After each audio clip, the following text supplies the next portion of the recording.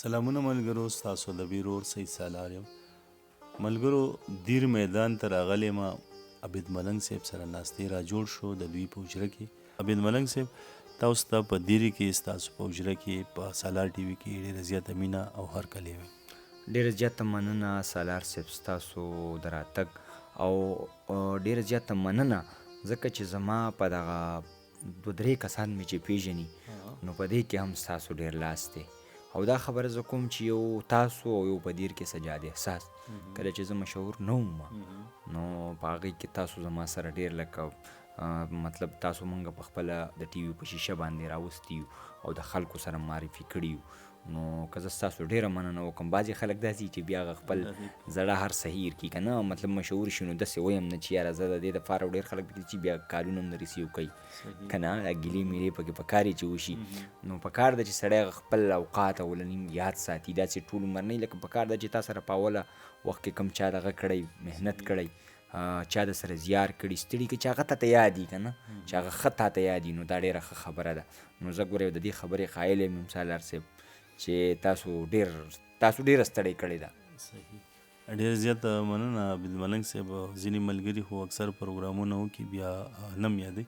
نو په دغه سلسله کې هم ستاسو ډېره مننه چې تاسو ته یاد دي، بلکې ما ته اوس هم یاد چې ستاسو اولنی پروګرام چې ما وکړو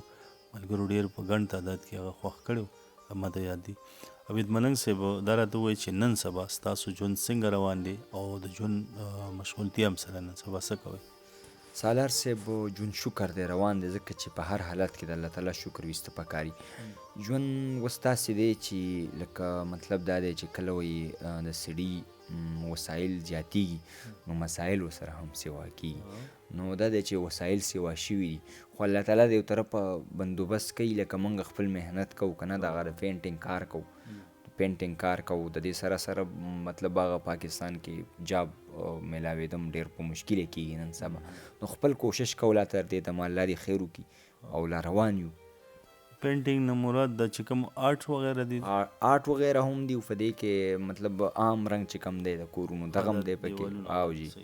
او خطاطیم پکې د کم لیکل چي او دا ټول په پینټینګ کې راځي جی. صحیح. عبید ملنګ صاحب، نن خو مرکه داسې را جوړو چې زه خو یم چې سپینې او پاکې خبرې به کوو. ځینو ملګرو اکثر په کمنټس کې وایي چې یاره عبید ملنګ اکثر په سټیج راوخیږي، ډېر جذباتي انداز وي، د ملګرو ډېر خوښېږي، خو دوی اکثر یوه خبره کوي چې عبید ملنګ صاحب اکثر وایي چې یاره چاته دې ډالۍ وي. نو زما په خیال په دې خو مخکې به هم خبرې شوي خو په سالار ټي وي چې کوم ملګري د هغې خبرې جواب غواړي نو لږ جواب وله ورکړي. یاره جی په دې باندې خو تقریبا په ما باندې دا دویم کال دی چې مسلسل سوالونه کیږي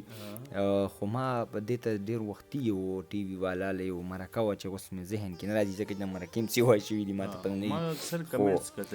هغه یو ملګري رانه تپوس کړی نو ما وویل چې یاره ساس چې هغه زما نه دا داسې هېر کېږي خو لکه مطلب دا دی چې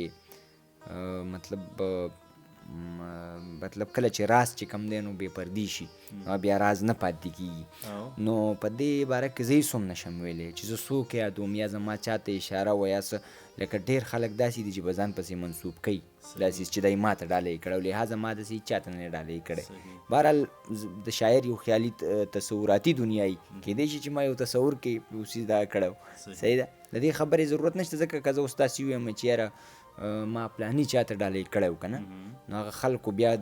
پښتنو چې کوم مایند سیټ اپ دی نو دا ډېر زیات بل شانتې دی که نه به بیا دا سوچ کوي چې یاره مطلب د دې څه مطلب شو چې ته په میډیا باندې چاته شعر ډالۍ کول او پلاني چاته ډالۍ لکه دا هم خلک رسي مایند کوي. لہذا ما دا زما یو تصوراتي دنیا وه بهرحال ما چې هر څوک خو دا زه یو باپرده دغه دی دا زه په پرده کې ساتل غواړم جی. ملنګ صاحب خبرې نه خو ډېر وتښتېدې خو بهرحال زه خو یم چې بس سوالونه خو نور ملګرو به هم کړي ډېر بس شپه هم چونکې ناوخته ټایم دی نو نن به داسې پروګرام کوو چې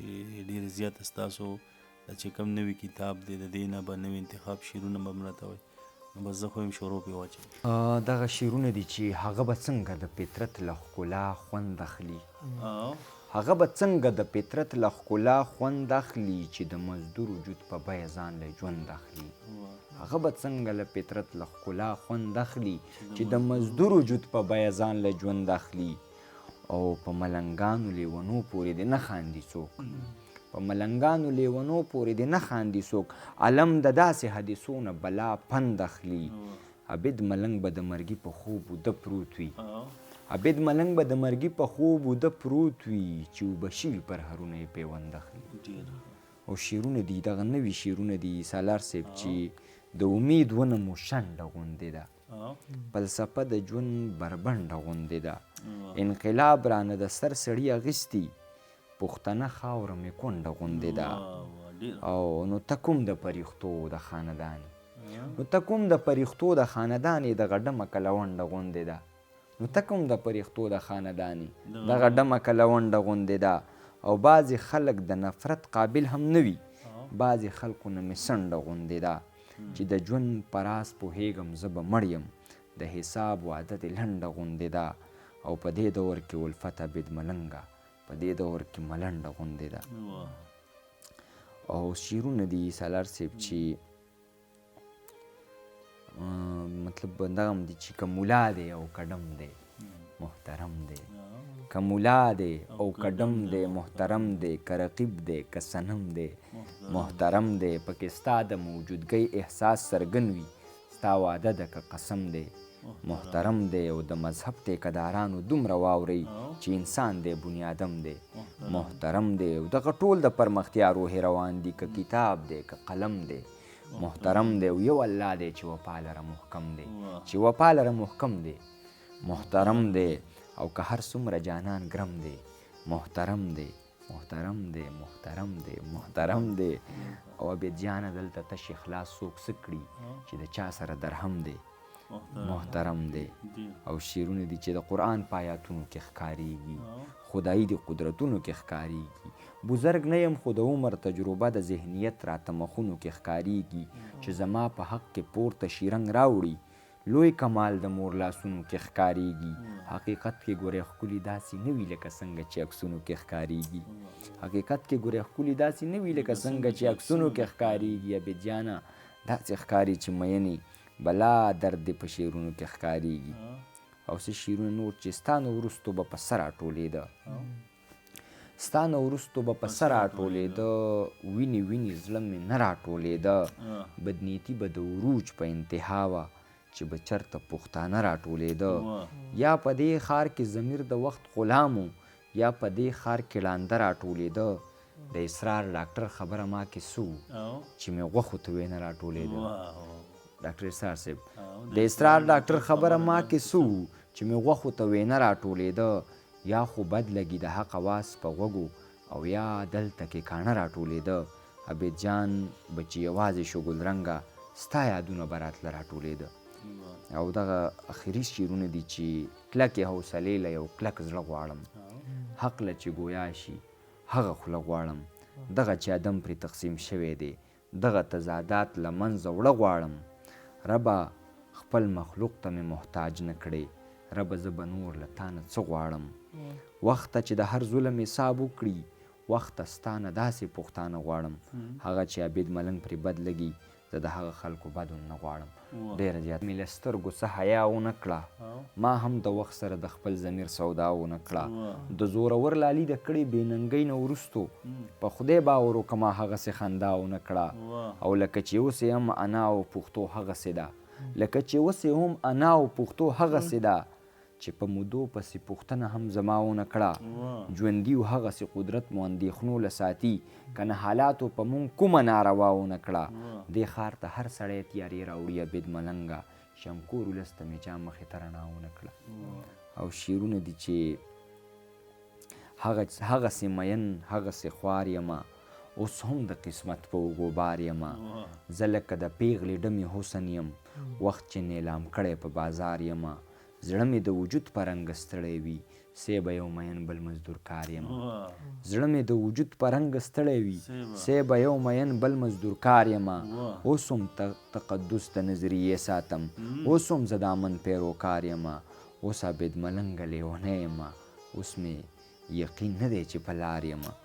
او شعرونه دي چې پسې برباد یم صنم که راځي کړې ګناه ورته بخم که راځي پښتو دې نه کوي دعا دې کوي قصه مې ختمه ده بس مرم که راځي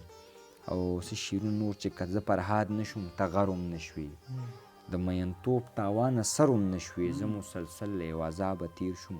بې ننګه یاره ته خبر هم نه شوې دا شعرونه دي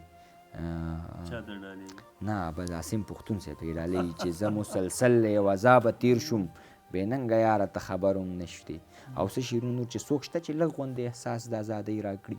یا مینه هر ولس له لږه شان ډوډۍ راکړي نورې دې نه راکوي څوک د ترهګرو نامې که راکوي مونږ له د حق د زندګۍ راکړي نورې دې نه راکوي څوک د ترهګرو نامې که راکوي مونږ له د حق د زندګۍ راکړي زما بې یاره ژوند د وخت نه تقاضه کوي اوس داسې څوک شته چې په اخلاص لاس د یارۍ راکړي او دا بې ثباته دنیا هسې هم پوره نه شوله رب دې توفیق راله د خپلې بندګۍ راکړي وخت احساس مې ډېر خودداره دی عبید ملنګه هسې نه څوک راله پیغور د غریبۍ راکړي او شعرونه دي چې مننه ربه تا چې پیدا کړی مسلمان یم ګناه به رانه کېږي پریخته نه یم انسان یم او دا خلک ړانده نه دي چې په ما راپسې شوي زه اصل کې د دوی د احساساتو ترجمان یم او شعرونه دي چې څومره د کار سړی یم زه څومره بېکاره ګرځم څومره د کار سړی یم زه څومره بېکاره ګرځم او په دې وطن کې به تر څو زه خودازاره ګرځم زین کړی اس یمه خو هسې بې مهاره ګرځم مطلب مې دا دی چې بې مینې او بې یاره ګرځم عمر مې کم دی خو حالاتو راګیر کړی یم دا چې ټیټ ګرځم نو دا د ژوند د باره ګرځم عمر مې کم دی خو حالاتو راګیر کړی یم دا چې ټیټ ګرځم نو دا د ژوند د باره ګرځم چې مې وطن هم خپل دی هم مې وسایل خپل دي نو بیا په دې خوره زه ولې بې اختیاره ګرځم عبید ملنګه د مودو نه ستړی یم عبید ملنګه د مودو نه بې قراره ګرځم او دغسې شعرونه نور چې څنګه چې په دې ښار کې ګراني ده او د وړو اوقات دی داسې دې ښار کې د خبرې د سړو اوقات دی دلته د وینو بیه ډېره فارزانه کېږي دلته که قات دی نو د مینې د جذبو قات دی